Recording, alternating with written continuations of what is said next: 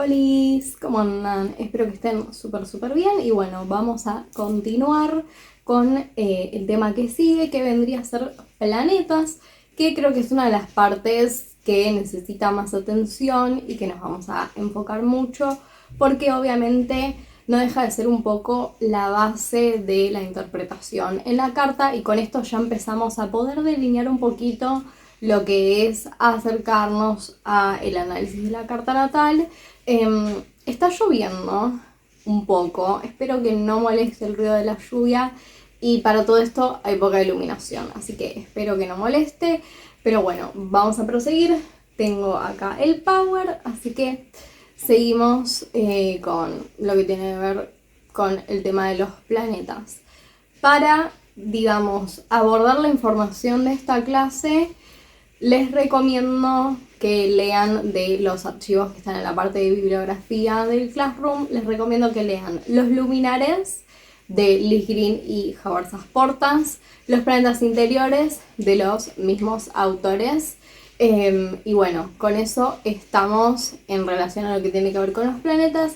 Y después, algo que les recomiendo también para seguir esta clase es La Luna de Eugenio Caruti, que es un libro entero, y también Los Ascendentes de Eugenio Caruti, todo está en la bibliografía. Así que bueno, vamos a comenzar con lo más grueso de todo, que es la información de los planetas. Bueno, en principio vamos a ver las clasificaciones. En astrología a todo le llamamos planetas, sí, incluso al Sol y la Luna, todo entra en categoría de planeta, así que no les llame la atención cuando, por ejemplo, estamos hablando de planetas y dentro de eso está involucrado tanto el Sol como la Luna, porque nosotros utilizamos ese vocabulario. Dentro de lo que son los planetas tenemos clasificaciones y tenemos las luminarias o los luminares, que obviamente es el Sol y la Luna, como lo explica mismo el nombre, y después tenemos los planetas personales o interiores. La realidad es que en Occidente solemos más decirle planetas personales que interiores, pero pongo las dos opciones porque, por ejemplo, el libro de Liz Green y Sass-Portas se llama Los planetas interiores, y para que no se confundan si ven que, por ejemplo, en algún lugar esto está citado de esta manera, los planetas personales o interiores son Mercurio, Marte y Venus, y obviamente son los que tienen un tránsito más rápido. ¿Qué significa esto? Que son los planetas que cambian de signo más rápido. Esto igual es algo que lo vamos a abordar en el módulo 2, en la parte de los tránsitos, pero para que tengan una idea. Después tenemos los planetas sociales, que son Júpiter y Saturno, que ya el tránsito de estos planetas es más lento. Entonces, por ejemplo, es normal que ustedes vean en una carta natal que las personas que nacieron dentro del mismo año, lo más probable es que tengan Júpiter y Saturno en el mismo signo, a no ser que justo dentro de ese año haya cambiado, pero no es tan como, por ejemplo, Mercurio, Marte o Venus, que ustedes van a ver personas nacidas en el mismo año que tienen obviamente una variabilidad de signos, al igual que el Sol y la Luna. Eso obviamente es información que ustedes cuando empiecen a ver cartas se van a dar cuenta del cambio. Y después, para terminar, tenemos estos planetas que fueron los últimos en ser descubiertos, que son los que la astrología tradicional no utiliza, que son Urano, Neptuno y Plutón, que entran en la categoría de exteriores transpersonales o transgeneracionales. Estos planetas tienen un movimiento muy lento. ¿Qué significa esto? Que hay personas de una generación entera que van a tener estos planetas en el mismo signo. Entonces, ¿qué significa? Que estos planetas no dan características personales, sino generacionales. Entonces, ¿para qué sirven estos planetas o por qué importan? Porque obviamente por casa sí va a tener una significación dentro de lo que es la característica de la personalidad del consultante o de la carta natal que estén analizando, y además estos planetas van a tener regencias dentro de la carta y van a ser aspectos. Ahí va a ser, digamos, el aporte sobre la personalidad o la vida del consultante o la carta natal que estén analizando, que estos planetas sí va a dar información. Pero veo mucho esto que generalmente pasa con gente que no tiene tantos conocimientos en astrología, que es dar características personales a los planetas transpersonales. Por ejemplo, yo soy de una generación que tiene Plutón en Sagitario. Y no es que todos los que nacieron en mi año somos Plutón en Sagi, sino que es un gran periodo de tiempo Al igual que, por ejemplo, no sé, las personas que tienen Plutón en Escorpio, ustedes van a encontrarse personas que tienen Plutón en Escorpio que tienen 30 y pico y personas que tienen Plutón en Escorpio que tienen 40 y pico. Entonces es un, digamos, grado de cantidad de años que es mucho. Lo mismo pasa con Neptuno y Urano, si bien el tránsito de Urano es un poco más rápido, pero estas son características generacionales que definen cómo se comporta una generación y qué cambios aportan o qué desastres aportan, digamos, en su periodo acá. Así que bueno. Y ahora sí vamos a empezar con qué significa cada planeta en la carta. Y obviamente vamos a empezar por el Sol, que es lo más importante en algún punto, porque toda la astrología empieza por ahí, ¿no? En especial en el signo solar. Todos decimos, yo soy de tal signo. El signo que uno dice, yo soy de tal signo, en realidad se está refiriendo al signo solar, digamos, en qué signo tenés a tu sol. Entonces ya, digamos que el tema del signo solar es algo que de por sí viene integrado en nosotros. ¿Te gusta la astrología? ¿Te interesa la astrología o no? La mayoría de las personas saben cuál es su signo solar y se identifican con ese signo diciendo yo soy tal cosa. Entonces ya de por sí, tengan conocimientos en astrología previos o no, siempre hay como una parte del signo solar que está integrado. Pueden ser mini características, es como decir yo soy de Acuario. Por ejemplo, si utilizamos la carta de la Iseca, que es la carta guía que vamos a usar, y me identifico con la característica del cambio, de la renovación, bla, bla, bla, bla, de la originalidad, es como que hay pequeños datos sobre el signo solar que medio que son básicos y la mayoría de las personas conocen. Bueno, pero más allá de esto, ¿no? Que es lo básico que se dice, el sol en astrología significa mucho más y tiene mucho más poder del que pensamos que tiene. Generalmente se dice, bueno, el sol es como sos y listo. Y va mucho más allá de eso porque, sí, obvio, el signo solar somos conscientes de que lo tenemos y es el primer contacto que tenemos con la astrología, pero dentro del estudio serio astrológico va mucho más allá. Y bueno, les leo. Desde siempre ya tenemos internalizado el sentimiento de decir, soy de este signo. Sin embargo, en nuestra carta natal tenemos todos los signos presentes. Pero al decir, soy de tal signo, siempre nos referimos al sol. Bueno, ¿qué más representa el sol? El sol representa todas esas características que somos conscientes que tenemos. Es como decir, sí, yo sé que soy así, o sea, yo lo acepto y yo sé que soy así. Y yo me siento representado por eso, o tipo, sí, soy ese. El sol es como decir, sí, soy ese. Es nuestra identidad consciente. Es básicamente las características que conscientemente vamos a aceptar que somos y que tenemos. Es el yo, básicamente. También lo que tiene el sol es que va a representar la figura paterna. Entonces, si uno está en una carta natal y está analizando el sol, muchas veces lo que represente ese sol, los aspectos que vaya a tener en las casas que esté y demás, va a hablar de el padre de esa persona también. No solo va a hablar de uno, sino que va a hablar del padre. ¿Cómo fue esa relación con el padre? ¿Estuvo presente el padre? ¿Fue un padre abandónico? ¿Fue un padre severo? ¿Fue un buen padre? ¿Fue un padre inspirador? Eso es una información que también se ve presente en el sol. Bueno, el sol representa la voluntad, la creatividad. El sol es la fuente de vida, entonces claramente representa la vitalidad y la creatividad y la voluntad, las ganas de hacer cosas, ¿no? Bueno, y esto que vamos a ver ahora es muy importante porque no es algo que se suele decir sobre el sol en astrología. Se suele decir mucho que, bueno, el sol es lo que somos y ya está. Y es como que es algo que queda ahí. Pero en realidad no, porque el signo en el que está el sol y la casa tiene que ver con esas cosas que vamos a tener que cultivar a lo largo de nuestra vida, fomentarlo y mejorarlo al máximo. ¿Qué significa esto? Que si bien uno puede decir, sí, yo me siento identificado con mi sol, las características de ese signo van a tener que ser llevadas a su máxima expresión positivamente. Es como una energía que uno tiene para cultivar y mejorar durante toda su vida, utilizándolo como una herramienta positiva. Y eso es algo que no se dice mucho porque se tiene en cuenta como que, bueno, el sol es esto y yo soy esto y ya está. pero en realidad hay como una construcción dentro de ese yo y de esa identidad que tiene que ver con justamente la identidad solar, lo que yo puedo construir con lo que ya soy y con lo que puedo integrar de acá en adelante. Entonces les leo. El Sol es la totalidad psíquica, tiene una función integrante sobre el resto de los otros planetas. Nos habla del proceso de definición de nuestra identidad y lo que podemos llegar a ser. Por eso, el Sol, además, nos habla de características que debemos cultivar y fomentar a lo largo de nuestra vida para llegar a ser lo que podemos ser auténticamente en nuestra máxima expresión.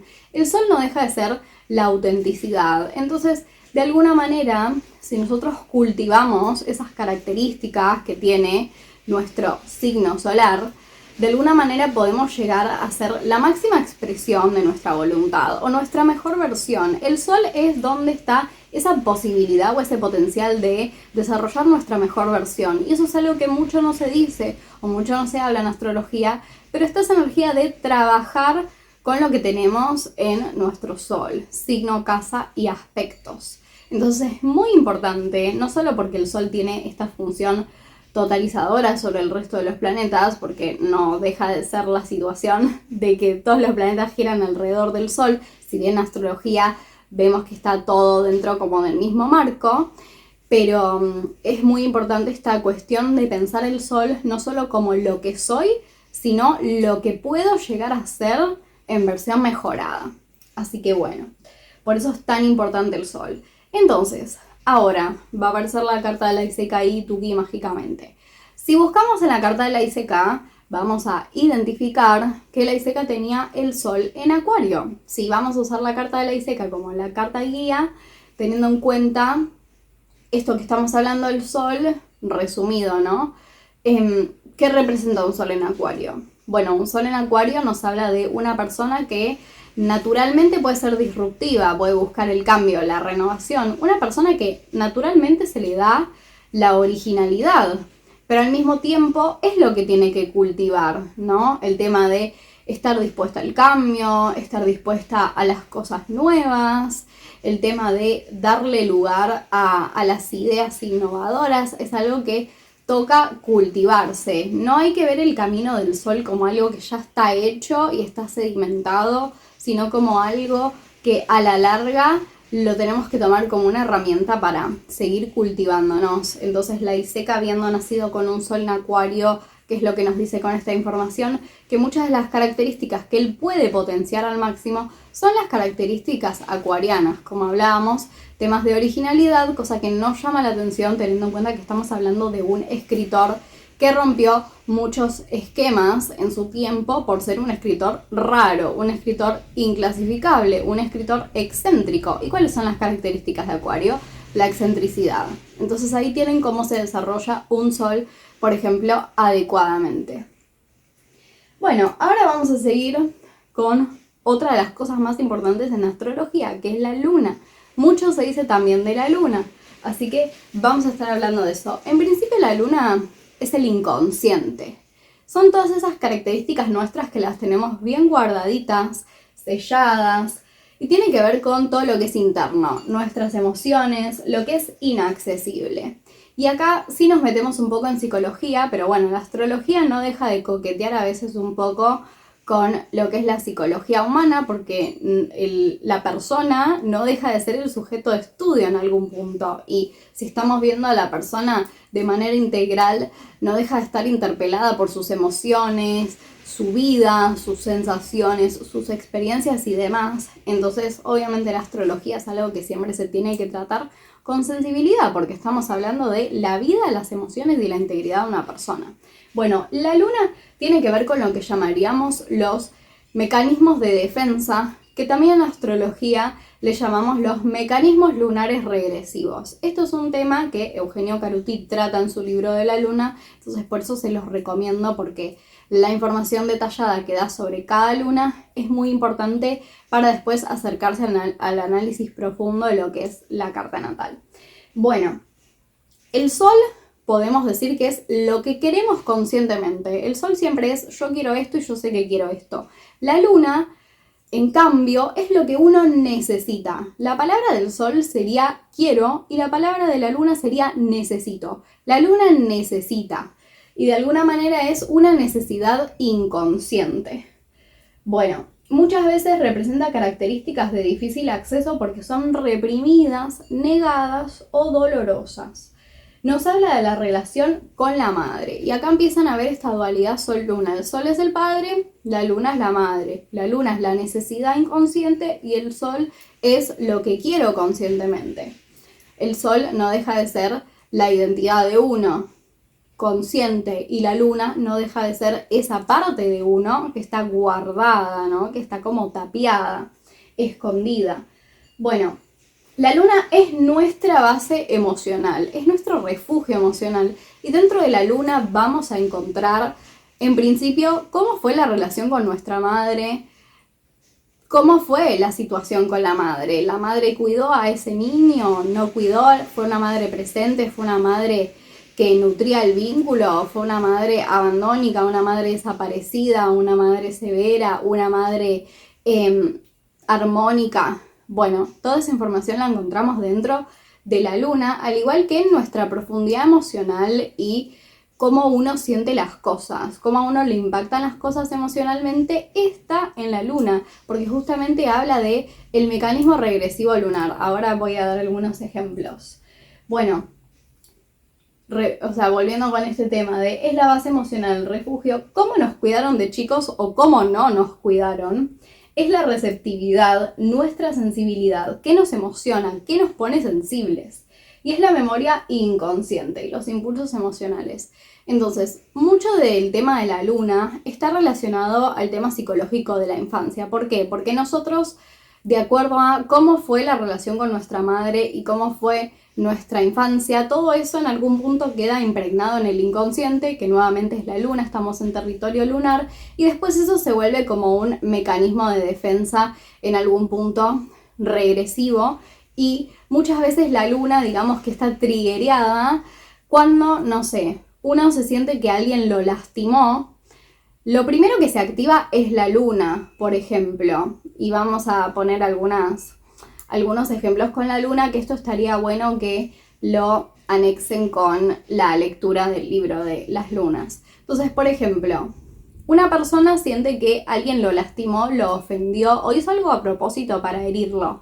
Por ejemplo, ¿cómo actuaría una luna en Capricornio? Una luna en Capricornio se pone fría y en algún punto genera una muralla para que vos no puedas acceder y incluso genera una situación donde vos no sepas que realmente lo heriste. Una luna en Capricornio, como es, nunca quiere mostrar su vulnerabilidad. Una luna en Acuario, por ejemplo, una luna en Acuario se va a desapegar emocionalmente de la situación y básicamente va a huir o va a escapar para no sentirse, digamos, profundamente lastimada por la situación. Prefiere desligarse. Y acá va esta situación de por qué entonces la persona luna en Capricornio o la persona luna en Acuario toma esta decisión, que es inconsciente, es lo más primitivo que quizá tiene uno, esas maneras de actuar.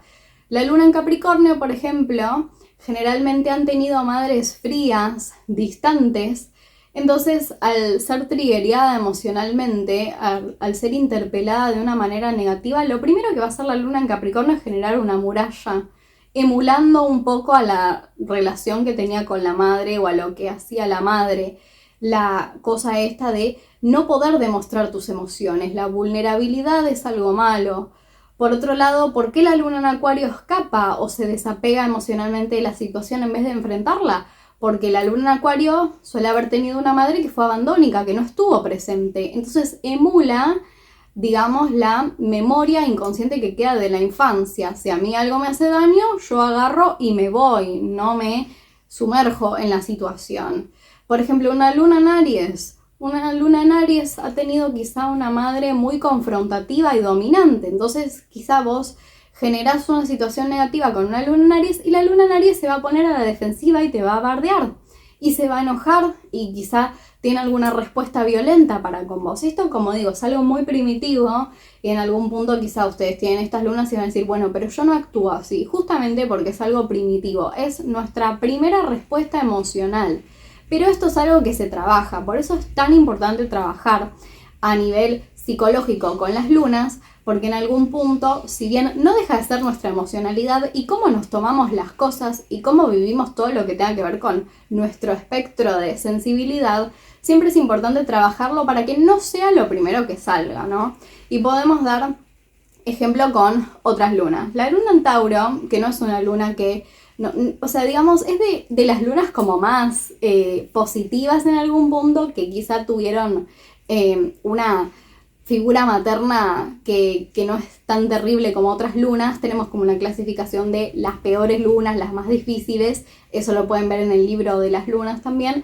La luna en Tauro quizá es una luna que tuvo una madre muy presente desde lo corporal, una madre que estaba ahí todo el tiempo, una madre estable, una madre armónica. Entonces quizá a veces el refugio de una luna en Tauro cuando se siente mal emocionalmente puede ser la necesidad de retornar esa sensación de confort que le brindaba la madre. Y muchas veces esa sensación de confort puede ser la comida. Entonces muchas lunas en Tauro tienen el tema de aprender a cuidar el cuerpo y quizá no matarse comiendo cosas que no son tan sanas. Y así, bueno, hay un montón de ejemplos con las lunas y en algún punto es esta reminiscencia a ese niñito o a esa niñita interior que tenemos que ha vivido cosas en la infancia, que eso queda impregnado en la memoria y de alguna manera solemos repetirlo. Entonces la luna tiene que ver con estos mecanismos de repetición. Apenas uno se siente lastimado, se activa la luna. Apenas uno se siente sensibilizado, emocionado, se activa la luna. Ojo, esto no es todo negativo. No es que la luna es todo lo que es malo. Sí, es lo reprimido, es lo oculto. Es un poco como el lado oscuro de la luna, el lado que no se ve. Pero no es todo negativo, porque todas las lunas van a tener sus cosas positivas, sus cosas buenas. Por ejemplo, la luna en Cáncer, si bien puede tener un lado súper malo cuando reacciona ante ciertos estímulos de fuera, la luna en Cáncer puede llegar a ser la luna más contenedora y más comprensiva que hay. La luna en Capricornio puede ser una luna que sea de resolver situaciones. La luna en Virgo es una luna que puede ordenar y arreglar situaciones como ninguna otra luna. Asimismo, no sé, podemos llegar a tener una luna en Libra. Son esas personas que generalmente van a armonizar situaciones conflictivas. Pero también está esa parte de lo que escapa a la luna. Una luna en Libra va a escapar de las situaciones conflictivas porque no se las aguanta. Quizá porque en su infancia vivió situaciones conflictivas entre los padres y no quiere que eso se vuelva a repetir. Entonces constantemente va a buscar esta cosa de no conflicto, no confrontamiento. Pero eso también que genera que la luna en Libra no luche por sí misma o no levante la voz por su propio deseo, por situaciones que son injustas y se dejan pasar por encima. Entonces acá ven también, por ejemplo, cómo a veces funcionan los ejes, porque la luna en Aries es la primera que va a saltar como leche hervida y la luna en Libra, al contrario, es la que quizás se va a dejar pasar por encima con tal de no tener que afrontar esa situación conflictiva. Por ejemplo, tenemos luna Cáncer Capri. Tienen métodos muy similares. La luna en Capricornio te va a generar una muralla donde vos ni siquiera sabés qué es lo que le pasa, si se sintió ofendida, si le dolió algo, va a ser la frialdad total, un congelamiento absoluto. Y la luna en Cáncer lo que va a hacer es meterse hacia adentro, en su caparazón básicamente, y si tenías algún tipo de acceso a la emocionalidad de esa luna en Cáncer, te fue revocado, digamos. Y así, bueno, con un montón de lunas. Ni hablar de la luna en Escorpio, que es la luna más intensa y lacerante que hay, que ellos van anotando y guardan en su lista quién les hizo daño, quién los lastimó, y que la venganza se sirve fría. Así que bueno, nada, eso es un poco cómo es la luna y el nivel de importancia que tiene. Obviamente, esto no significa que nosotros en todas las situaciones vamos a saltar como la luna. Si a vos alguien te está ofendiendo, te está maltratando, también puede saltar el Marte, que es el planeta del enojo, ¿no? Pero generalmente la parte que siente como esa lastimadura es la luna y dentro uno lo procesa desde ese lugar, desde la luna, de bueno, me están lastimando y yo lo siento de esta manera.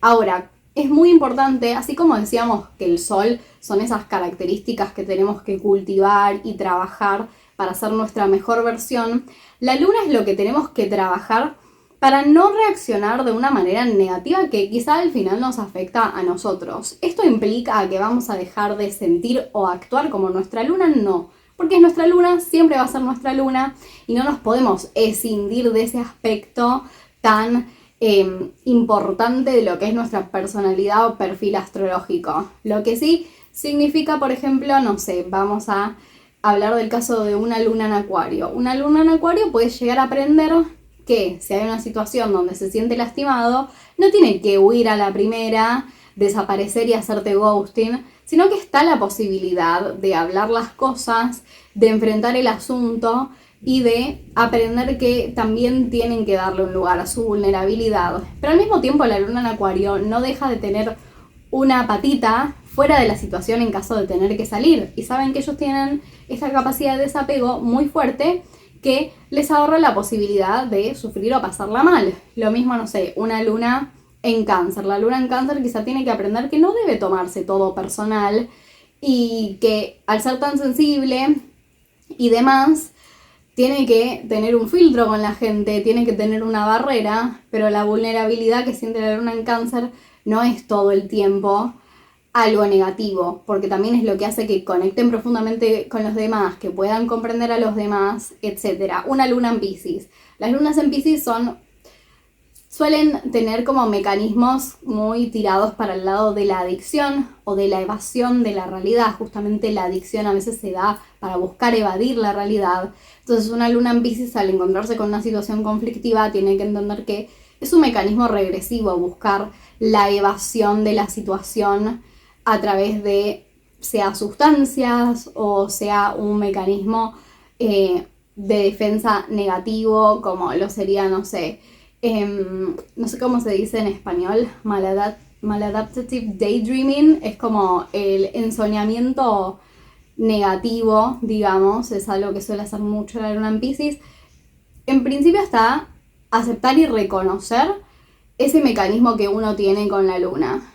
Y después está poder buscar cómo uno puede generar un ambiente para que eso no afecte tanto, porque no deja de ser doloroso. Por ejemplo, una luna en Virgo, el hecho de sentirse todo el tiempo que tiene que ser útil y que si no es útil no vale nada. Entonces la luna en Virgo suele tener muy baja autoestima a veces por esta sensación de si yo no sirvo para algo, no valgo nada. Si yo no hago cosas por alguien, no valgo, no sirvo. Bueno, siempre hay que buscar dentro de cada carta y digamos las posibilidades que tiene cada uno a nivel energético de mejorar eso, porque no deja de ser un área de dolor la luna. Así que bueno, vamos a ir con el ejemplo de Lai. Lai fue un niñito con una luna en Leo. Entonces en algún punto los niñitos luna en Leo son esos hijos que no importa si son hijos únicos o si tienen hermanos, pero en algún punto destacan porque quizá no solo que en ellos como que se descarga una importancia de, bueno, este tiene que ser el hijo superdotado, este tiene que ser el hijo importante, este tiene que ser el hijo destacado en todo, es como que baja un poco en ellos esa cosa de, bueno, este tiene que ser el niño estrella, sino que está esa cosa de, tipo, buscar la valorización a través del otro, buscar esto que es la aceptación a través del otro, que el otro valore su capacidad creativa, que el otro lo vea, ¿no? El tema de la visibilización para la luna en Leo es muy importante.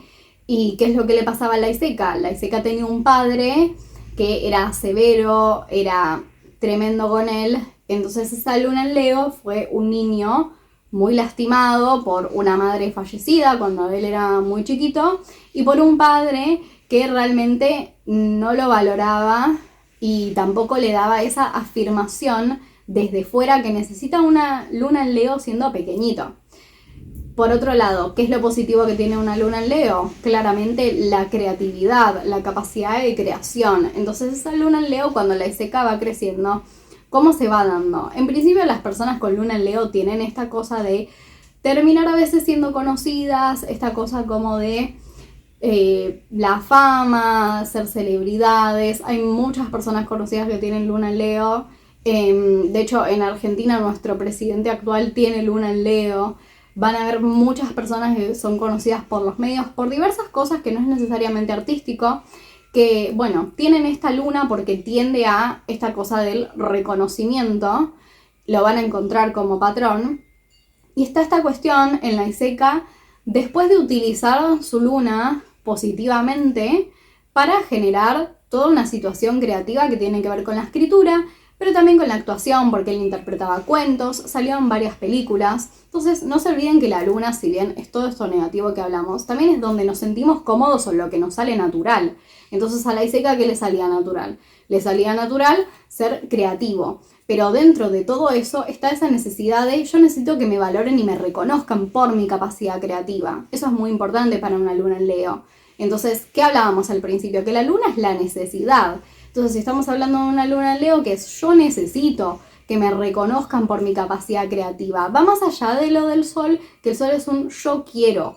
Cuando es un yo necesito, ahí estamos hablando de algo más primitivo. Por eso siempre está el tema de trabajar la luna, porque uno fácilmente se puede sentir rechazado si la necesidad de la luna no se cumple. Pero tenemos que entender que, como personas, es importante que nuestra necesidad sea cubierta. Pero ahí está el tema de la luna, hasta qué punto esa necesidad es sana para nuestra comodidad o hasta qué punto se puede volver algo compulsivo o algo tóxico o algo negativo. No sé, volvemos a una luna en Piscis. Yo tengo la necesidad de evadir la realidad porque me lastima, porque soy muy sensible. Bueno, ¿cómo podés evadir la realidad o desconectarte de la sensibilidad del mundo? Viendo una serie, leyendo, haciendo alguna actividad artística, no drogándote.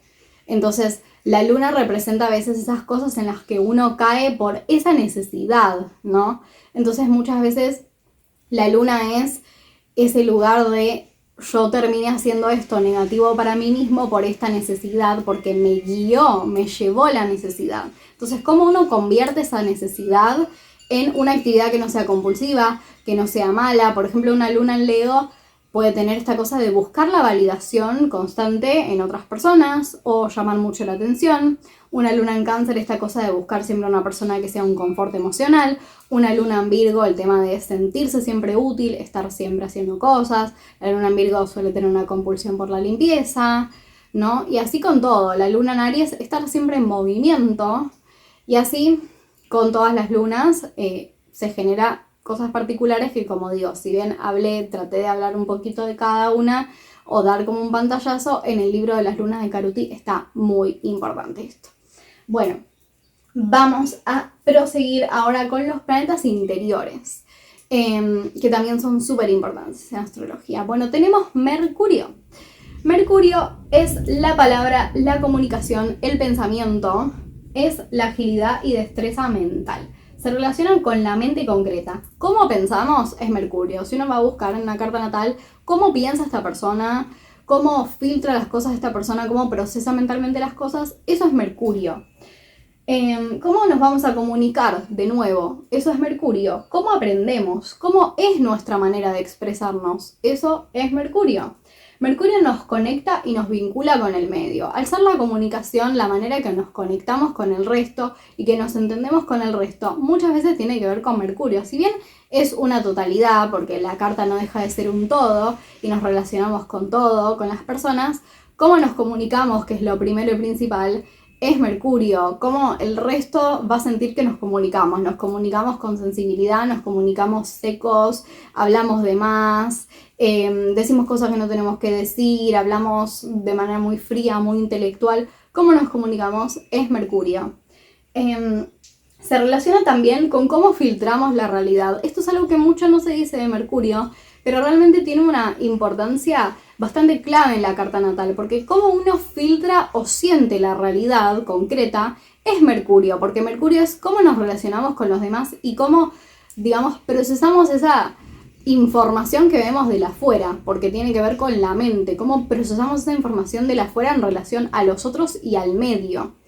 Y bueno, también Mercurio es el comercio, el intercambio, el lenguaje y la información. Entonces es muy importante Mercurio cuando estamos viendo una carta, también para pensarlo no solo en relación a cómo piensa esta persona, cómo aprende, qué le interesa, bueno, es la destreza mental, en qué puede ser buena esta persona, sino también cómo se relaciona con el resto. Bueno, por ejemplo, si vamos con la carta guía, en la ISECA tenemos un Mercurio en Piscis. En principio no es una posición que astrológicamente se la considera como muy beneficiosa para un Mercurio porque está en caída. Esto igual es un término viejo que ya no se enseña, pero Mercurio es el planeta de la racionalidad y Piscis no tiene nada que ver con eso. Al contrario, Piscis es el caos. Mercurio rige tanto a Géminis y a Virgo, y Virgo está opuesto a Piscis, entonces por eso se considera que no es una muy buena posición para que esté Mercurio. ¿Eso significa que la persona es tonta? No, para nada.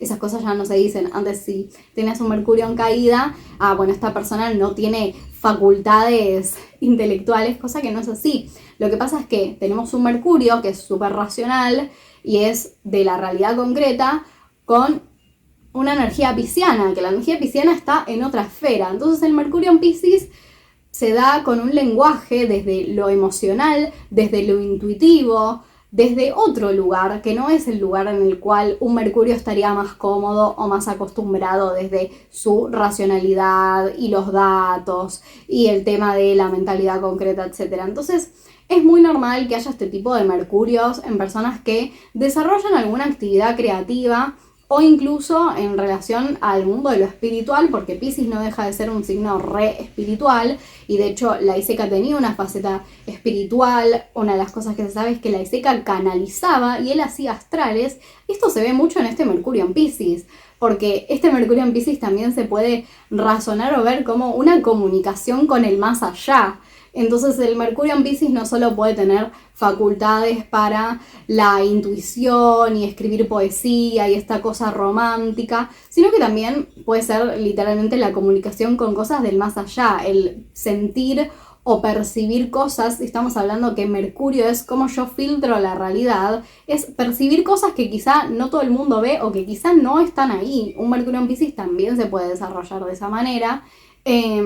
Así que bueno, por eso es tan importante analizar el planeta desde su totalidad y no solo desde la parte más básica de, bueno, Mercurio es la mente y ya, va como mucho más, o sea, es mucho más abarcativo. Lo que tiene la astrología es que tiene esta cosa que es muy expansiva, entonces hay muchas cosas que podemos decir sobre una sola posición, y como ven, ni siquiera nos estamos metiendo todavía en casas y aspectos, y ya hay un montón de información que podemos decir solo sobre una posición. Otra de las cosas que tenía la ISECA, si pensamos Piscis como caos, es esta manera de escritura que era muy distinta a lo que se desarrollaba en esa época. Ya hablamos que también en parte responde a ese sol en Acuario, pero un Mercurio en Piscis literalmente es la escritura a través del caos. Entonces ahí se da esa cosmovisión o manera de escribir que tenía la ISECA, que era muy distinta a los escritores en su época, y eso también se ve a través de ese Mercurio en Piscis. Así que bueno, vamos a continuar con el siguiente planeta, que es Venus. Bueno, Venus yo creo que es uno de esos planetas que se habla mucho, se dicen muchas cosas, pero hay una faceta que no se conoce. Hay una faceta que está como ignorada y que quizás no se habla mucho. Bueno, se dice que Venus es el planeta del amor. Sí, podemos decir que es el planeta del amor, pero hay que tener muy en cuenta esta diferenciación, ¿no? Porque la luna es lo emocional, la luna es lo exclusivamente emocional. Y claro que dentro de lo emocional está lo afectivo y está el amor. Y Venus no tiene que ver con lo emocional, sino que tiene que ver con la atracción y con el deseo. Entonces, si hablamos de amor, depende con qué perspectiva te refieras vos al tema amoroso. Pero bueno, obviamente por Afrodita y la diosa Venus se dice desde siempre que es el planeta del amor. Tiene que ver con cómo nos relacionamos con un otro. Cómo nos valoramos a nosotros mismos. El autoestima y la autovaloración también está dentro del planeta Venus. Cómo expresamos la belleza y la sexualidad. Si bien decimos que Venus tiene que ver con el amor, está poco relacionado con la emocionalidad, ya que hoy estamos en territorio lunar, que es lo que le decía recién. Venus se relaciona desde la armonía, el equilibrio, la atracción física, sexual, el erotismo, el valor que le damos a las cosas o a las personas. Lo que nosotros valoramos en la vida, sea lo que sea, se ve en Venus. Entonces en Venus nosotros vamos a ver qué es lo que para nosotros tiene valor, y eso lo vamos a ver obviamente en el signo, en la casa y también en los aspectos. ¿Qué es lo que valoramos en nuestra vida? Y esto va más allá de la pareja o de la persona que buscamos y demás. Bueno, la luna es la necesidad emocional, que es lo que veníamos hablando, y tiene que ver estrictamente con el territorio de lo sensible. Venus no va desde ese lugar. Venus no tiene que ver desde una necesidad emocional donde actúa, sino que tiene que ver con el deseo. Entonces Venus actúa a través del deseo. Por eso relacionamos a Venus con el tema del erotismo y la sexualidad, pero acá hay que hacer una separación importante, porque Venus no es lo sexual, digamos, crudo. Venus es la sensualidad y el erotismo. La sexualidad en crudo es Marte. Entonces vamos a dar un ejemplo. Venus es lo que yo busco en otra persona que me va a llamar la atención. Venus es como yo quiero que me vengan a chamullar. Obviamente esto lo vamos a ver después en cada carta, porque en general vamos a decir Marte es como uno chamulla y Venus es como a uno le gusta que lo chamullen y es lo que a uno le gusta, le interesa o le atrae. Esto después en cada carta va a haber una dinámica distinta, pero en reglas generales es así, ¿no? Venus es lo que a mí me interesa o lo que me gusta que me venga a ofrecer el otro, porque siento que me genera cierto equilibrio. No se olviden de que Venus rige a Libra, que es el equilibrio, y también rige a Tauro, que tiene que ver con la sensualidad. Entonces obviamente tiene que ver con esto. Es lo que a uno le atrae, le llama, y es el deseo. Venus es lo que me despierta el deseo. Después, si yo concreto ese deseo, ahí estamos hablando de Marte exclusivamente, que es la sexualidad cruda de, perdonen por la guarangada, pero es voy y te la pongo. Tipo, Marte es voy y te la pongo. Venus es, digamos, el cortejo previo, o sea, lo que me interesa para yo dar un vaso con vos. Eso es Venus, ¿no? Es como el cortejo previo que se genera el deseo, ¿no? Donde se genera ese deseo. Obviamente Venus es el principio femenino y Marte es el principio masculino, entonces por eso se da esta dualidad de Venus es este cortejo previo y Marte después es la concreción de eso. Tiene que ver, esto no se dice y es muy importante, anótenlo, igual estas diapositivas las van a tener por si quieren dejarlas directamente guardadas en la computadora o donde sea. Venus, al ser, como veníamos hablando, lo que valoramos, lo que uno valora en la vida, la autovaloración, el autoestima y demás, Venus también es el dinero, es la plata. Entonces, esto es algo que no se dice mucho, pero cuando estamos buscando en una carta cómo uno puede llegar a ganar plata, cómo puede ser el ingreso de dinero, más allá de haber otros elementos que después vamos a abordar dentro de las casas, Venus es cómo uno puede hacer dinero fácil, básicamente. Y eso lo vamos a ver en el signo, en la casa y de nuevo con los aspectos. Tiene que ver con el dinero y cómo podemos llegar a ganarlo. Entonces eso es muy importante porque cuando estamos hablando de Venus no tenemos que dejar por fuera la interpretación de que también es la plata. Como si estamos diciendo que Venus es el valor, tiene que ver con el tema de la riqueza y todo lo demás, Venus también es el dinero, las posesiones, etc. Bueno, también es la capacidad de dar y recibir amor. Cómo das y cómo recibís ese amor también es Venus. Entonces ahora, de nuevo, nos vamos a la carta guía, que es la de la Iseca, y vamos a ver que la Iseca tiene un Venus en Acuario. Obviamente para las personalidades que son así muy conocidas, uno nunca sabe mucho de su vida amorosa o de su vida privada, pero podemos decir que lo que valoraba la Iseca, que era la libertad, la originalidad dentro de las relaciones, dentro del plano afectivo. También tenemos un Venus que está en Acuario, entonces, ¿qué podemos decir? Que quizá su posibilidad de ganar dinero estaba dentro de una actividad original. De nuevo volvemos al hecho de el ser artista, el ganar plata a través de una actividad creativa como lo es la escritura. Los Venus en Acuario suelen buscar relaciones que tengan que ver con la libertad, que no les generen una sensación de ahogo, relaciones que pueden ser expansivas desde lo mental. ¿Por qué? Porque Acuario es un signo de aire, entonces esta necesidad de buscar una persona que conecte con lo mental. Los Venus en aire siempre van a tener esta cosa de que quizá la atracción va más por lo mental que por lo físico o lo emocional u otra cosa. Entonces un Venus en Acuario que va a buscar una pareja que sienta que está a su altura a nivel mental, básicamente, de su capacidad mental. Bueno, hay muchas cosas para decir sobre el Venus de la ICK, que va a ser más adelante cuando vayamos agregando otros niveles de interpretación. Y ahora sí vamos con el señor Martecito. Marte es la fuerza de voluntad, la competitividad, lo instintivo y lo impulsivo. Es el movimiento, la agresividad, la violencia, la pasión sexual, el enojo. Cuando alguien nos recalienta de que estamos enojados, lo que sale es Marte. Cuando uno se está preparando para bardear a alguien, lo que sale es el Marte. Un Marte en Aries te va a reputear. Un Marte en Cáncer se va a guardar la bronca y el remordimiento por dentro. Un Marte en Escorpio va a estar planeando su venganza. Un Marte en Piscis se va a sentir súper ofendido y triste y muy vulnerable. Y bueno, así con cada uno, ¿no? Un Marte en Tauro te va a tener más paciencia, es muy difícil que enojes a un Marte en Tauro. Y así con cada uno. Bueno, representa la autoafirmación, nuestro guerrero interno, la actividad de todo tipo. Marte es la fuerza que tenemos cuando tenemos que salir adelante con una situación. Nos aferramos a ese Marte. Entonces, ¿cómo sale de una situación difícil un Marte en Aries? Y nada, sale impulsivamente, con la iniciativa, sin pensarlo dos veces. ¿Cómo sale un Marte en Tauro? Con paciencia, fijándose que todo se vaya dando de a poco, que todo esté estable, como muy de a poquito. ¿Cómo sale un Marte en Acuario? Originalmente, creativamente, desde un lugar que nadie lo espera. Y bueno, así con cada uno, ¿no? ¿Cómo sale un Marte en Capricornio? Con el esfuerzo, con el trabajo. Bueno, obviamente esto es fácil también pensarlo desde cómo opera cada elemento. Marte en agua, o sea, opera desde la sensibilidad en algún punto y las emociones. Un Marte en fuego opera autoafirmándose y con esta posibilidad de ser muy afín a Marte por el tema de la agresividad, la pasión, la voluntad.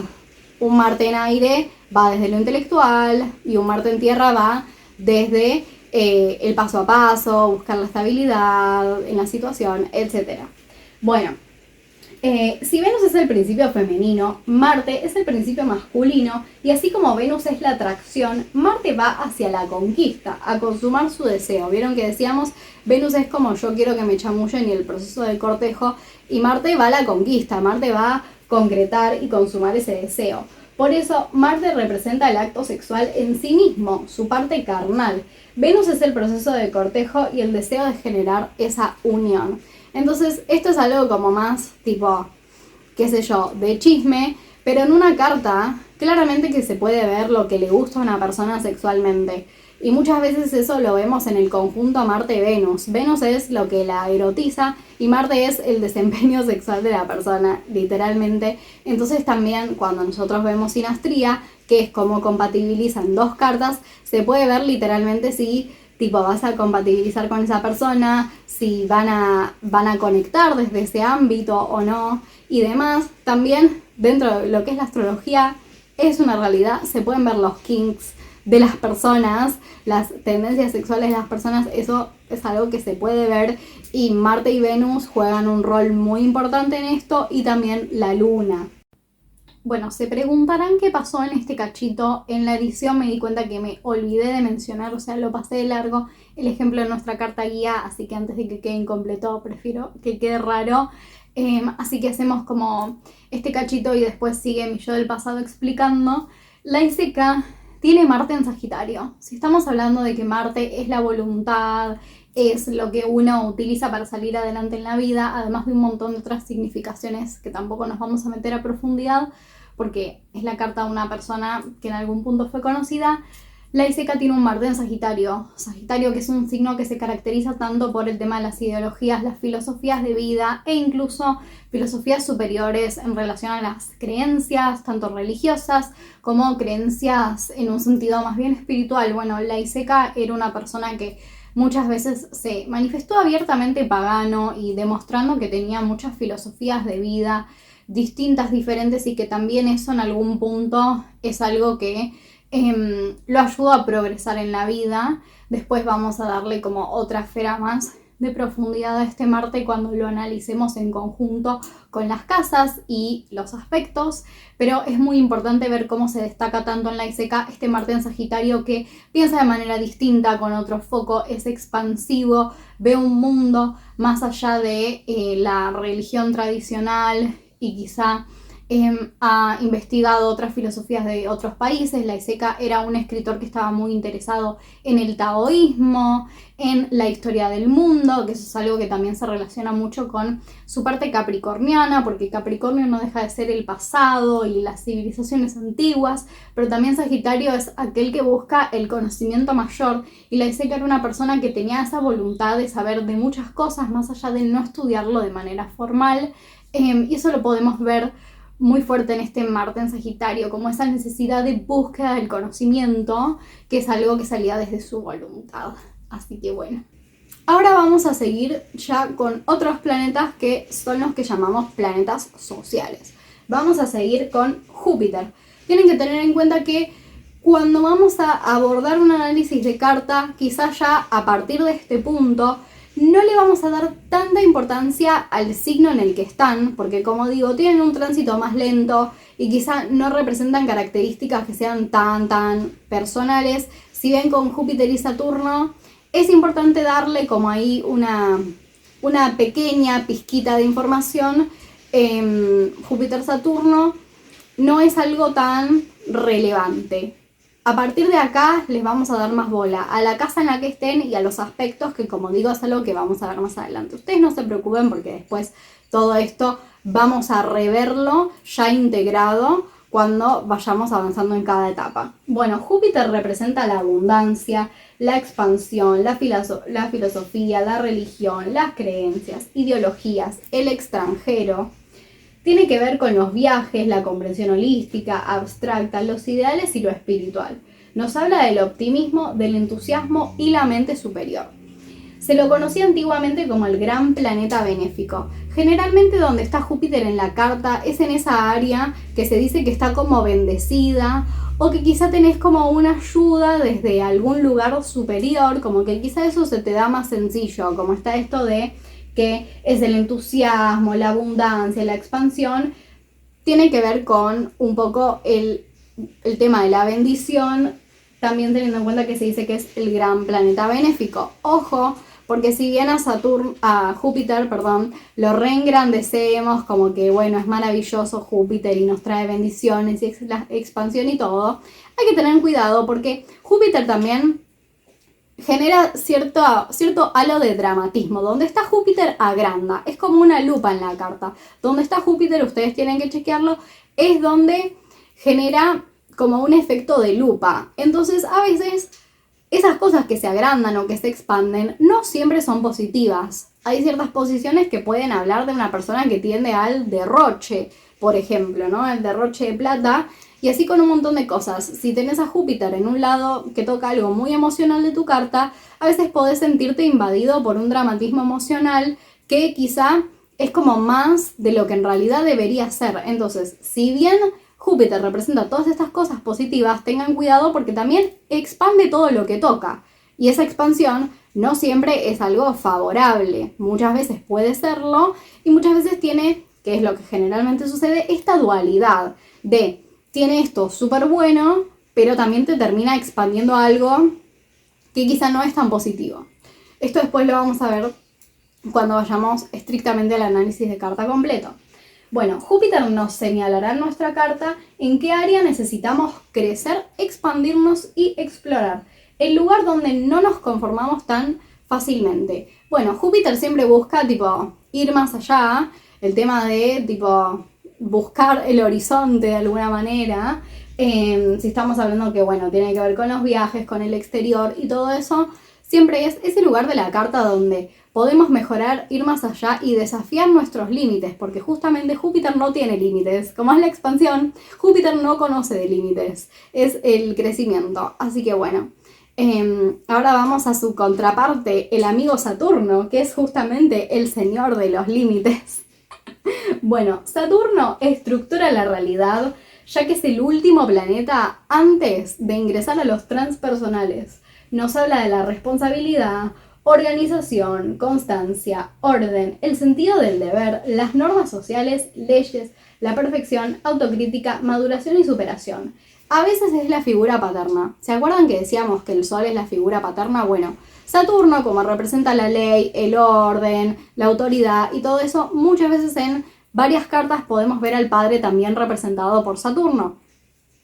Representa la justicia, la densidad atómica, el karma y el tiempo. Saturno se muestra en aquellos caminos que nos obliga a esforzarnos, aquellas cosas que nos cuestan, que tropezamos, nos bloqueamos y genera frustración, limitaciones. Donde tenemos a Saturno en nuestra carta es donde podemos sentir un gran obstáculo y una gran limitación. Es un área donde sentimos que quizá no la podemos disfrutar y que siempre hay que esforzarse y siempre hay que trabajar para que eso funcione, para que eso salga adelante y que requiere una gran tonelada de energía, grandes toneladas de energía y mucho esfuerzo hasta que eso funcione. Es literalmente donde más nos tenemos que esforzar, estilo el mito de Sísifo con la bola en la espalda. Es como a veces la carga que uno tiene y también depende si uno es muy saturnino o no. ¿Qué rol cumple Saturno en tu carta? ¿Qué aspectos hace? ¿Está haciendo un aspecto a algo fuerte, a algo importante en tu carta o no? Esto obviamente es algo que ustedes mientras vayan viendo cartas van a ver que hay personas que tienen una polaridad más saturnina, entonces tienen esta sensación de la vida me cuesta, todo es pesado, todo es horrible, todo pesa un montón, todo es una responsabilidad, una carga, así como van a ver personalidades al contrario, que sean mucho más jupiterianas de ay, la vida es una alegría, es maravillosa, todo se da fácil, todo es despreocupación, y así con cada planeta. Van a haber personalidades lunares que sean súper sensibles, con los sentimientos a flor de piel, mercuriales, intelectuales hasta la médula, venusinos, que la belleza, que el arte y demás. Eso es algo que lo van a ir viendo, qué importancia tiene cada planeta en las cartas, porque obviamente cuando nosotros ahondamos en una carta, siempre van a haber tanto signos como casas, planetas, que tengan mayor importancia que otros. Entonces eso va a marcar un rasgo de personalidad importante. Por eso también es clave entender cómo funciona el planeta en sí mismo y lo que significa. Bueno, si trabajamos a nuestro Saturno, lo podemos convertir en el patito feo que se convierte en cisne. Bueno, y acá está el tema. Así como decíamos, bueno, trabajar la luna, trabajar el sol y demás, Saturno es un planeta que simboliza el trabajo. Entonces literalmente significa esa parte donde vamos a tener que poner un montón de energía para que eso que está afectando nuestra carta funcione bien, para que esa limitación empiece a fluir. Entonces Saturno siempre donde esté indica esa área donde vamos a tener que hacer un trabajo un poquito de esclavo, un trabajo de poquito a poco para que después eso pueda funcionar bien. Saturno se dice que es el que recompensa gracias al trabajo que uno hace.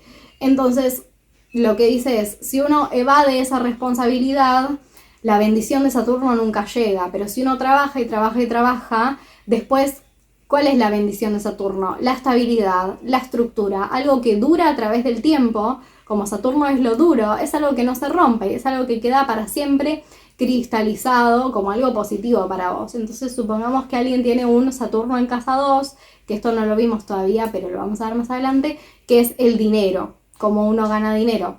Entonces, una persona con Saturno en casa 2 puede sentir siempre que todos los ingresos son escasos, que se la pasa trabajando como un esclavo y nunca gana plata, que nunca tiene suficiente, nunca le alcanza, está recansado, fatigado. Pero a la larga, ¿qué puede generar ese Saturno? Gracias a todo ese esfuerzo puede generar una economía estable que se mantenga así. Cosa que es como la bendición que te traería Saturno. Muy diferente a la bendición de Júpiter, que es algo como que ya viene desde arriba y uno ya lo tiene fácil desde siempre. Y Saturno hay que ponerle a rajatabla mucha energía. A diferencia de Júpiter, Saturno nos habla de la carencia, el miedo, la falta, la austeridad, el pesimismo y la frialdad. Como ven, Saturno es tipo una bomba de diversión. Arre. Saturno era conocido antiguamente como el planeta maléfico mayor. Entonces, ¿se acuerdan que Júpiter era el benéfico mayor? Bueno, antiguamente Saturno era como canceladísimo, era el peor del mundo. O sea, si vos tenés esto, estás condenado de por vida. Hoy en día se sabe que no es así y bueno, son todas las características que estamos hablando hasta ahora, pero Saturno sí es una carga intensa y pesadita a nivel planetario. Pero bueno, ahora vamos a seguir con los transpersonales. Como les digo, a estos ya directamente el signo en el que están es una característica generacional. Así que cuando van a abordar una carta natal, más que verlo, saber qué edad tiene la persona, a qué generación pertenece, interpretar el signo no tiene relevancia. Sí la casa, los aspectos y las regencias, obvio. Esto es algo que vamos a ver cuando vayamos a interpretar la carta y veamos cómo es, digamos, el orden para abordar la interpretación de una carta. Bueno, Uranito. Urano nos habla de la libertad, la liberación, los cambios, la originalidad, revolución, inspiración y rebeldía. Tiene que ver con el desapego, lo impredecible y repentino. Es inconvencional, distinto, rompe con lo establecido. Urano rompe con la tradición y estructura de Saturno. Urano va a trabajar en los aspectos de nuestra vida en los que nos toca innovar y ser poco convencionales. Va a ser donde nos toca ser distintos y quizás diferenciarnos del resto y hacer las cosas de una manera distinta, por más que no sea lo normal o lo común o como se suele hacer, digamos. ¿De dónde viene nuestra inspiración y necesidad de cambios? Ahí también donde está nuestro Urano. ¿Y de qué forma y sobre qué aspecto buscamos independencia y libertad? Bueno, de esto nos va a hablar Urano en nuestra carta. También algo que tiene que ver Urano es en especial los aspectos y en la casa en la que esté, nos va a hablar mucho de ese sector en nuestra carta donde nada se mantiene y siempre todo es inestable o genera esta sensación como de ruptura, de lo impredecible, de lo repentino. Entonces siempre es muy importante chequear dónde está Urano, porque si tenemos una carta como muy uraniana, nos va a hablar de esta sensación de, bueno, nunca hay estabilidad. Siempre pasan cosas, siempre hay algo repentino que me desestructura, siempre en tal situación o en tal aspecto de mi vida termina pasando lo mismo. O sea, hay personas, por ejemplo, que sienten que quizás nunca pueden mantener una pareja estable o que nunca logran que algo dure a largo plazo, tienen muchos divorcios, muchas rupturas. Muchas veces esas personas tienen una carga uraniana en algún significador amoroso. Entonces hay una energía que no les permite, de alguna manera, que eso sea algo estable, porque Urano es el cambio constante, el movimiento, lo inesperado, lo repentino. Lo que tiene Urano también es esta cosa como de los vaivenes. Urano es como muy efecto, como de que te mueve el piso en algún punto, entonces nunca te da esa posibilidad de generar una estabilidad quizá como lo hace Saturno. Por eso decimos, Urano rompe con la estructura de Saturno. Tiene como esa cosa intermitente Urano, que se hace difícil como vivir y manejar esa energía cuando tenés una carta muy uraniana, hasta que integras la energía y logras utilizarla a tu favor. Siempre cualquier efecto negativo que pueda generar un planeta, está la posibilidad de aprender y usarlo a nuestro favor. Obvio, es difícil y también esas dificultades está para que nosotros podamos aprender y crecer. Bueno, Neptuno. Neptuno simboliza lo etéreo, lo mágico e intuitivo. Por eso una de sus funciones es la disolución con el todo. Es la compasión, empatía y amor universal, pero también es la desilusión, confusión, los sueños y la espiritualidad. Ese es el servicio espiritual, el del alma. Con Neptuno, la identidad individual se disuelve con otro. Tiene que ver con lo inconsciente, la fantasía, ilusiones y la expresión artística. Representa lo intangible, evasivo, nebuloso, tendencias al escapismo y la hipersensibilidad o engaños.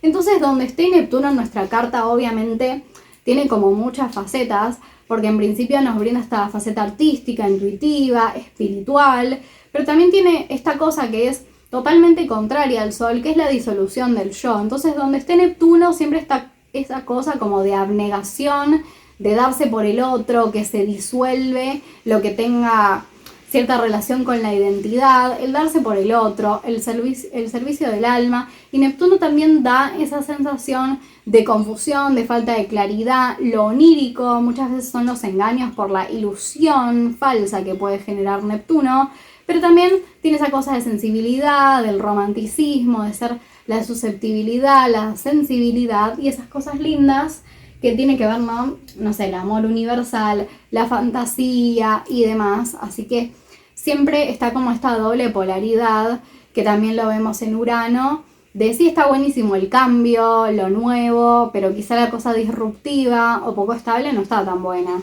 Entonces hay que entender que los planetas tienen como esta dualidad de que pueden funcionar de diferentes maneras y no es que siempre se van a manifestar de una forma positiva o negativa en la carta. Lo más probable es que estén como todas las tonalidades en algún punto. Entonces no es solo una cosa, sino que es dentro de la gama de tonalidades, de maneras de expresarse que tiene ese planeta, nos vamos a encontrar con todas, positivas, negativas, intermedias y demás. Y vamos con Plutón, el más intenso de todos, Plutoncito. Simboliza la transformación, la regeneración, la destrucción, el poder, la transmutación y la metamorfosis. Es la liberación porque se relaciona con la muerte y resurrección. Tiene que ver con la sexualidad. Puede ser la dominación, la manipulación, la pasión, pero a la vez puede ser sanación y renacimiento. Plutón nos habla de todo lo oculto, bajo las profundidades que en algún momento evitablemente saldrá a la luz. Desde un lado positivo es el empoderamiento. Nos puede hablar de la necesidad de control, de las obsesiones, del deseo e intención evolutiva, la causa de nuestra existencia, dónde se esconde nuestro poder e impulso de evolución. Bueno, Plutón es muy intenso y obviamente donde esté en nuestra carta nos va a hablar de dónde se oculta un gran poder de transformación. Plutón es el poder, también es el poder político. Van a haber muchos políticos que tienen un Plutón muy intenso en su carta porque es el poder en todas sus expresiones. Por eso también es el empoderamiento. Donde está Plutón en nuestra carta o qué cosas toca en nuestra carta es donde tenemos ese potencial de empoderamiento. También, como decía acá, es la sexualidad, entonces se suma un poco a este juego de Venus-Marte. También son las compulsiones, entonces donde está Plutón a veces están esas compulsiones negativas o, bueno, obsesiones que uno no puede dejar de hacer o que uno debería en algún punto soltar o liberar. Plutón es la liberación a través del renacimiento, es en algún punto el ave fénix que resurge o renace de las cenizas. Entonces siempre donde esté Plutón se oculta un gran poder de transformación. Bueno, si hablamos del tema de la metamorfosis, de nuevo lo mismo, es el lugar donde podemos tener muertes simbólicas, donde se oculta ese poder de transformación constante y ahí es muy importante el tema de realmente qué toca Plutón, porque si toca algo muy personal, esto lo vamos a sentir muy fuerte todo el tiempo. El tema de lo que sale a la luz, la necesidad de control, la manipulación, son todas cosas muy intensas porque Plutón es un planeta que tiene mucha carga, digamos, energética. Entonces siempre es importante chusmear qué tan plutonizados estamos en nuestra carta, qué tanta influencia tiene este planeta sobre nosotros. Bueno, otras partes importantes de la carta a analizar que no son planetas. Tenemos asteroides, el más importante de todos es Quirón, el resto que ustedes van a ver en lugares de astrología fancy que les hablan de Lilith, Ceres, Vesta, Palas, son asteroides que les falta mucha investigación y que está re bueno escribir cosas fancy sobre ellos, pero son planetas, bueno, son asteroides, digámosle, son asteroides que no tienen investigación que arroje resultados que sean claros e importantes como lo hace, por ejemplo, Quirón. ¿Por qué usamos a Quirón en la astrología, que es un asteroide y no un planeta? Porque Quirón es un asteroide que da muchos resultados en estadística. Siempre que nos pasan eventos importantes aparece Quirón como uno de los actores principales, haciendo su influencia en procesos de cambio que tenemos y en un montón de cosas. Entonces Quirón, a nivel de investigación y estadística, es un asteroide que es realmente importante y relevante. El resto de los asteroides que están siendo investigados no tienen tal nivel de relevancia cuando se los testea a través de astrología científica y estadística. Entonces por eso no los usamos, si bien en los lugares de astrología fancy van a tirar interpretaciones, pero bueno, no tienen tanto nivel de relevancia.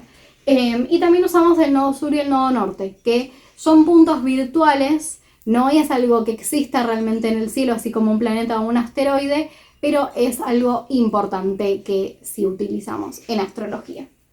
Bueno, Quirón.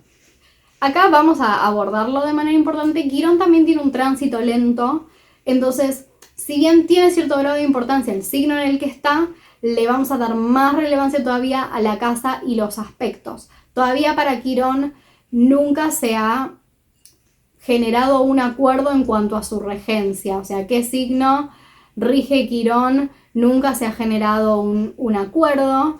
Quirón viene de, obviamente, el nombre de la mitología griega, de Quirón, el centauro. Entonces muchas veces se lo ha asociado con Sagitario por tener la misma simbología, también se lo ha asociado con Virgo por el tema de la sanación, pero nunca se puso un acuerdo en cuanto a su regencia, así que es un asteroide que digamos que no rige ningún signo. No solo es un asteroide, sino que es un asteroide cometa. Si a ustedes les interesa profundizar sobre Quirón, en la bibliografía hay un libro sobre Quirón, hay muchos libros sobre Quirón porque es un asteroide que se puso como de moda. Yo les recomiendo el libro de Quirón de Melanie Reinhardt, que es un libro que salió hace 20 años, pero todos los nuevos que salieron básicamente son una copia de ese libro que con investigación rigurosa salió hace 20 años y sigue siendo mejor que todos los nuevos que salieron, básicamente siendo una copia de ese libro.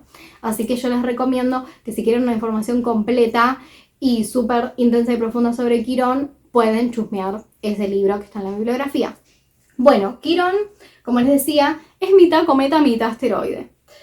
Si bien sigue en estudio y hay cosas todavía por analizar e integrar a la comunidad astrológica, aparentemente, y esto es muy interesante, es un asteroide cometa infiltrado en nuestro sistema solar. O sea, Quirón no es propio de nuestro sistema solar, sino que es un cometa asteroide infiltrado. Y si hablamos de, digamos, la disposición de los planetas, Quirón está entre Saturno y Urano, cosa que lo hace muy interesante. ¿Por qué? Porque estábamos hablando de que en Saturno se corta y comienzan los planetas transpersonales y Urano rompe las estructuras de Saturno. Entonces es muy interesante la disposición astronómica en la que quedó puesto Quirón en nuestro sistema solar. Nos habla de nuestro don de sanación y se activa cuando tomamos contacto con nuestra propia herida. Representa el aspecto en el cual nos sentimos profundamente heridos. Por eso se lo conoce como el sanador herido. De nuevo nos remitimos a la mitología griega, ¿no? Si ustedes chusmean el mito de Quirón, que era aquel sabio sanador que después sufrió una herida y que luego básicamente no pudo sanar esa herida y quedó, digamos, por siempre sin poder ser sanado, de nuevo remite al nombre que se elige astrológicamente para hablar de este asteroide. Simboliza la naturaleza de las heridas que sufrimos en nuestras primeras etapas de la vida. Nos habla de lo que podemos hacer por los demás, pero no por nosotros mismos. Nos indica dónde y de qué manera está herida nuestra naturaleza instintiva, cómo y dónde hiere, pero también dónde podemos hacer una aportación única. Supongo que a muchos esto les sonará similar a la luna, ¿no? La herida, temas de la infancia. Bueno, Quirón opera mucho de, tipo, quizá traumas que tenemos de la infancia. Quirón puede simbolizar un trauma que tenemos desde la infancia y que quedó ahí como una herida. Y como dice el texto que yo misma escribí, está esta cuestión de, es donde nos duele algo profundamente y en algún punto está esta cosa de decir somos incapaces de sanarlo, pero también está donde se encuentra ese potencial extremo para ayudar al otro a través de nuestra propia herida.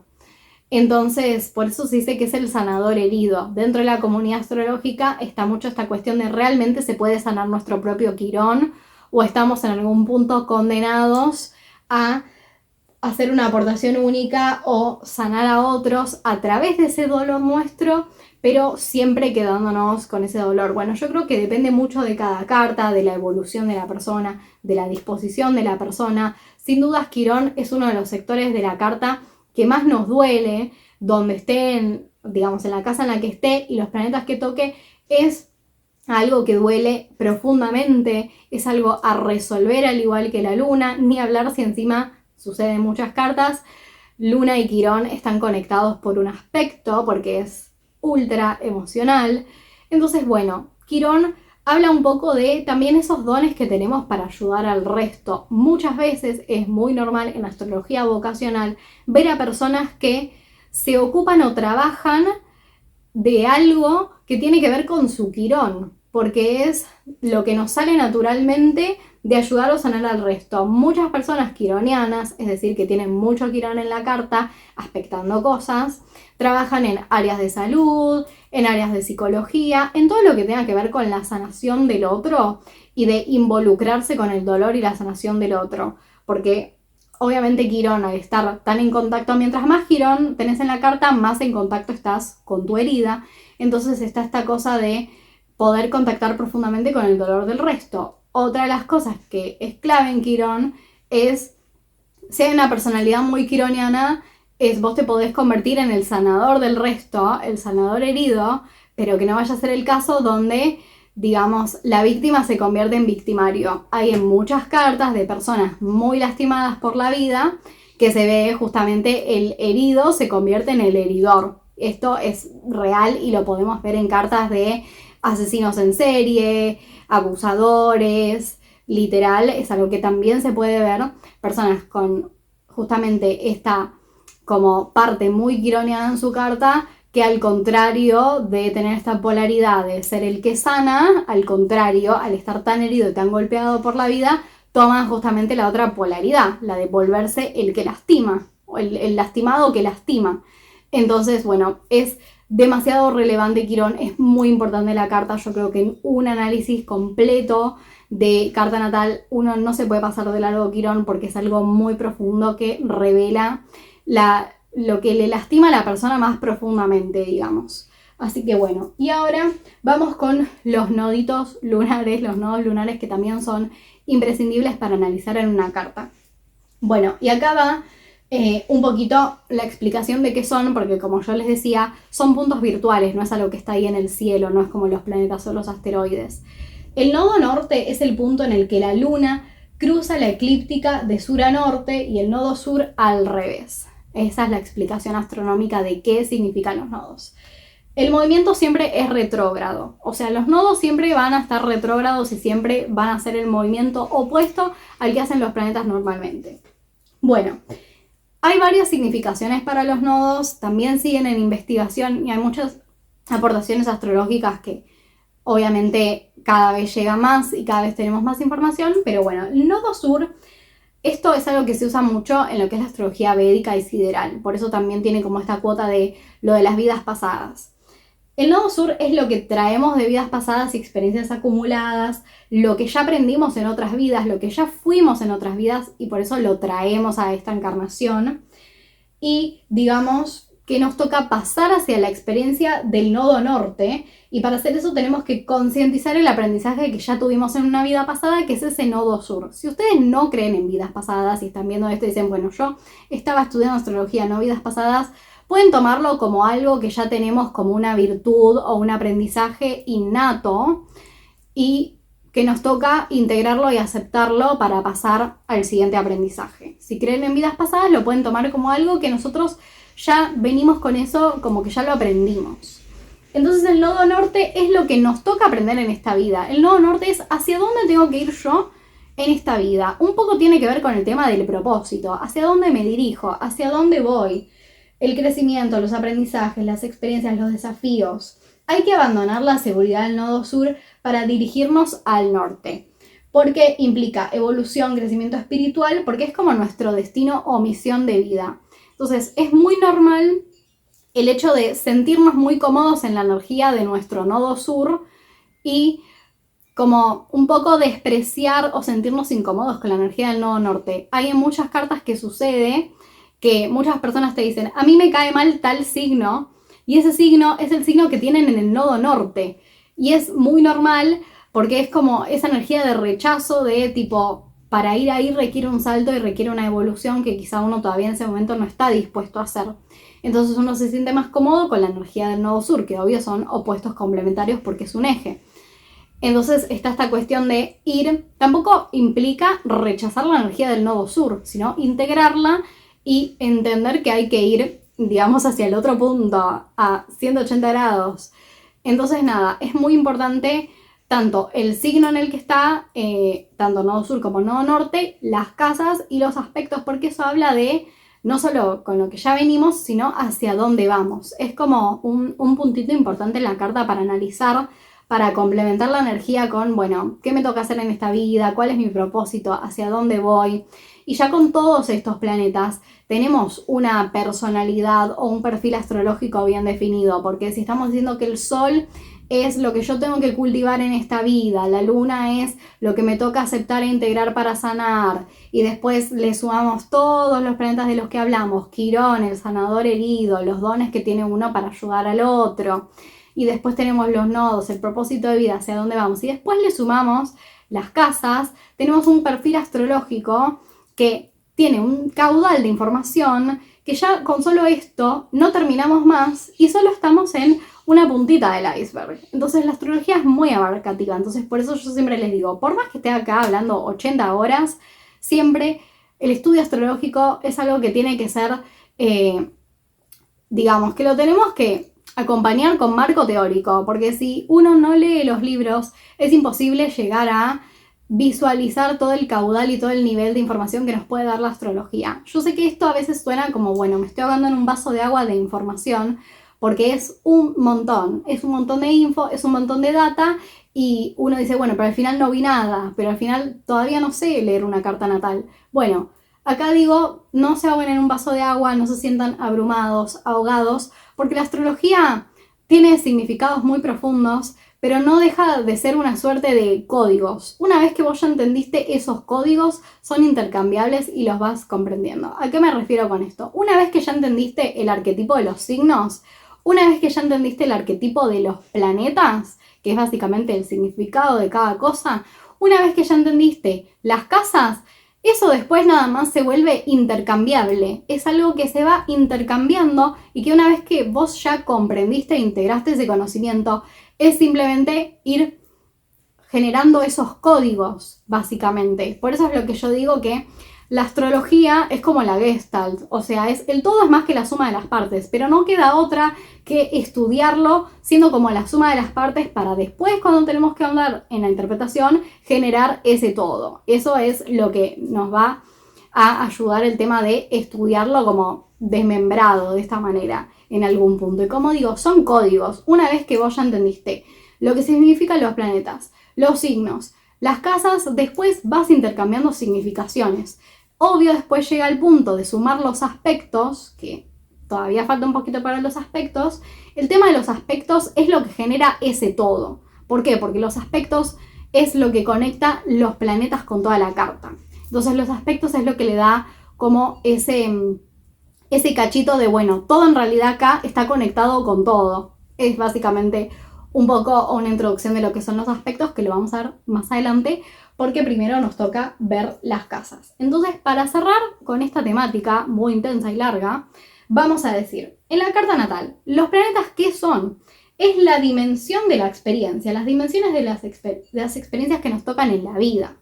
Nos hablan de funciones específicas. La energía del signo se filtra a través de ese planeta que genera la fuerza de la carta. El planeta es la fuerza de la carta. No lo olviden, no los signos, el planeta.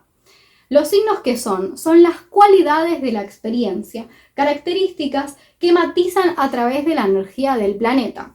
¿Qué son los elementos? Los que hablábamos al principio, agua, tierra, fuego, aire. Sustancia energética de la experiencia. ¿Y qué son las casas? Que ahora es el tema siguiente que vamos a ver, los campos de la experiencia. Y acá va una cita muy importante que me parece clave para entender el estudio y el análisis de la carta natal, que es: un planeta actúa lo que necesita o desea el signo que rige para cumplir los deseos u objetivos del signo en el que se halla presente y dentro de los límites que le establece la casa, una determinada área de vida con una realidad que lo condiciona. Y ahora me están diciendo, flaca, esto tipo es un trabalenguas. No, si ustedes se sientan y lo leen, tipo, tiene mucho sentido. Y es una descripción súper cortita de lo que es la síntesis del estudio de la carta natal, básicamente sumándole los aspectos, que es el tema final que vamos a ver, bueno, dentro de los temas finales, porque obviamente es lo más complejo. Así que bueno, nada. La siguiente clase vamos a hablar de las casas para terminar un poco con toda esta estructuración de lo que es la carta natal. Espero que les haya servido, espero que hayan entendido y no se les haya hecho una ensalada astrológica de planetas, signos y cosas. Así que bueno, nada, nos vemos en la siguiente clase. Gracias por ver y por escuchar. Espero que les haya servido.